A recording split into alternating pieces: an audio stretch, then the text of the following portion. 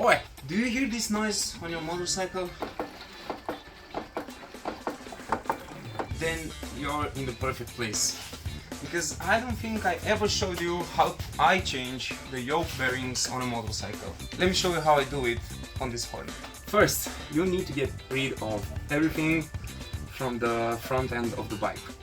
Meaning wheel, brake caliper, front suspension, headlight, speedometer, handlebar, everything.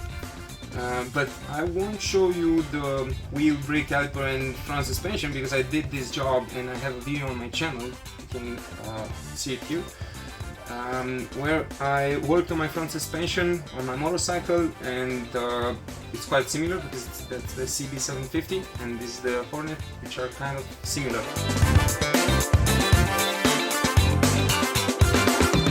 So, we took out the forks, the headlight. The headlight has 3 Allen bolts around, and then you take the front of the headlight and then you disconnect it from this and from these. And then you can also open the back of the front light of the headlight.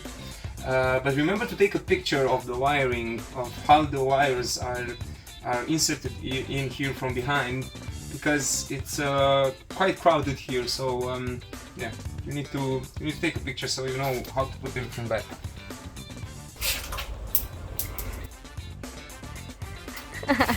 Speedometer, 2 bolts. Also the speedo cable. So you disconnect the cables and the speedometer. You just simply unscrew it like this. The key hub, I guess, took 6 Allen bolts, one here from down, and also you need to disconnect the wiring, of course. Look at those beautiful rounded Allen bolts. I'm really glad the last guy or girl who worked on this bike didn't over tie them. Yeah, we'll replace those for future maintenance to be easy. Brake fluid line, 8 millimeters. Let's do the horn now. I won't disconnect anything from the handlebar because I will just band it here in front and tie it on the jack. So just open these 4 and then we'll see how we'll tie it on the jack stand. And open them in a crisscross way. This way you just prevent stupid stuff happening. Ta-da! I know it's not the most professional way, but as long as nothing gets tight or standing in cables, in thin cables, I don't think it's okay. So I'm about to take down the gas tank because I don't like how these things that I will use to hang the front end of the motorcycles in order to take out the yoke. These things are pressing on the upper side of the yoke, therefore I will probably not be able to take down the whole assembly. So I will take down the gas tank. You know how to do that for my motorcycle, which is almost identical with this one. You can see the link here. And then we'll continue with the yoke job.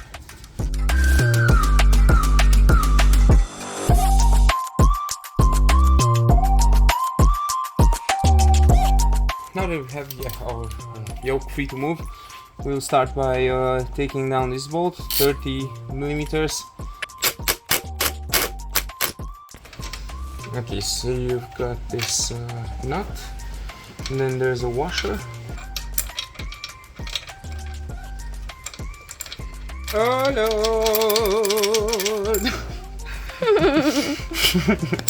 Motherfucking loose.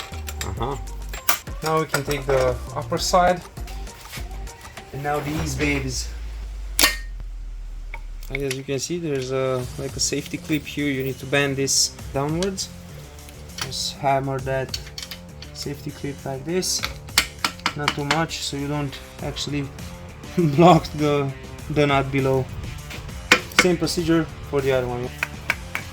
Good, now we're safe to take this upper nut and then this safety clip. Okay, so now I'm taking an impact screwdriver and a hammer. We'll just impact this nut. Yeah, exactly. Because now the whole yoke will come down.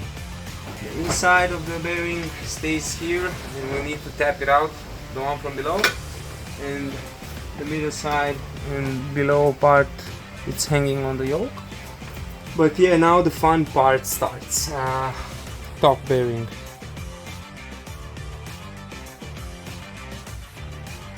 Bottom end of the bearing, and we need to tap this from down below upwards.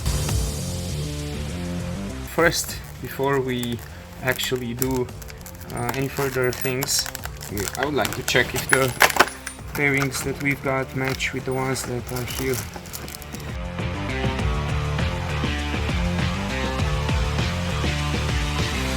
Okay, so as I said, I will try this technique, and as you can see, it already snapped.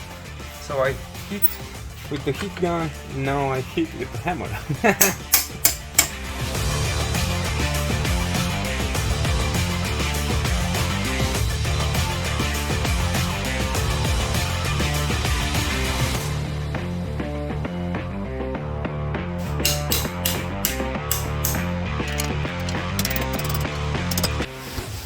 Okay guys, now that you have all the bearing components out, the old bearings components out of the way, time for a cleanup, grease, and then let's heat back everything and reassemble the front end of the bike. You can grind the surface, but just like with a very fine sandpaper. I'm using a 500. Then don't forget about the lower seal. And now you may start. Press this part of the bearing. This will get inside of the bike. Keep in mind that you are only allowed to hit in the inner side of the bearing. Don't hit here on the outside, because you will damage the bearing and you need the new one. So yeah, but of course, lube very well inside the bearing.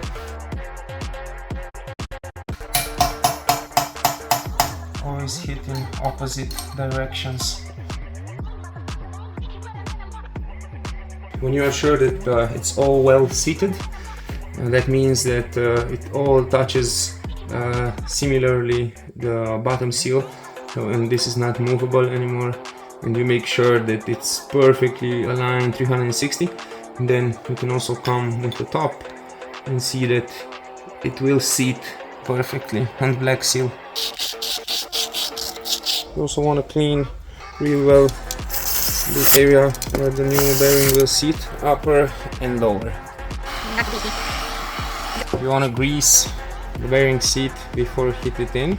I'm gonna use this kind of stuff because it's almost perfect. But first, just give it a small tap with the hammer until it just slides into its seat properly. Can you hear that noise? The louder metal noise. That means you are almost there. As you can see, it's well seated.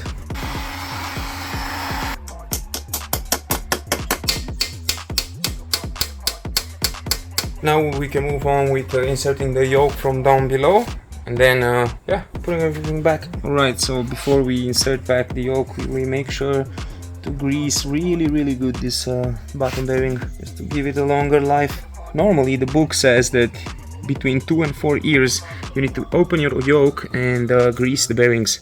I'm wondering who does that, because to be honest, I don't even did that yet to my motorcycle.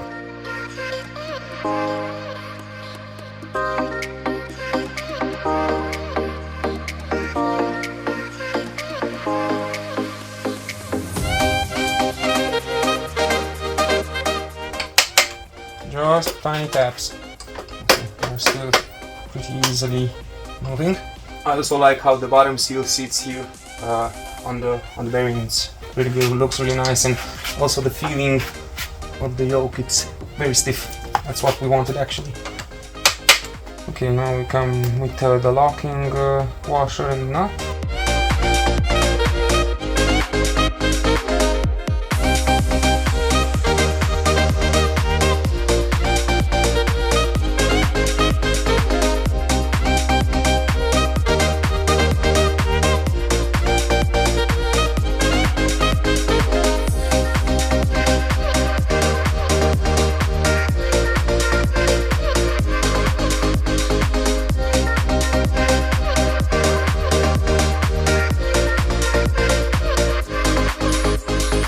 Victory! There's no more sound.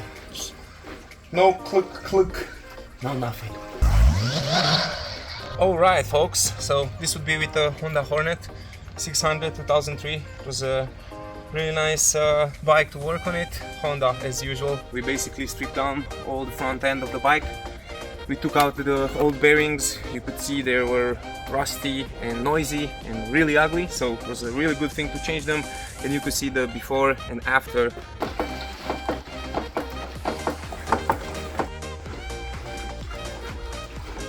How the whole front end of the bike was clicking in the beginning and then not clicking now. We've also actually worked on some details like mirrors and crash pads, and also we've installed this nice stop case, and we've sent this seat to a local shop that works with leather, and they made a really great job. Looks like brand new. So yeah, thanks for watching and staying with us. Please subscribe and like. Keep up with those comments and questions and opinions and improvement ideas, because we are open to learn and develop ourselves every day. And see you in the next one. Peace.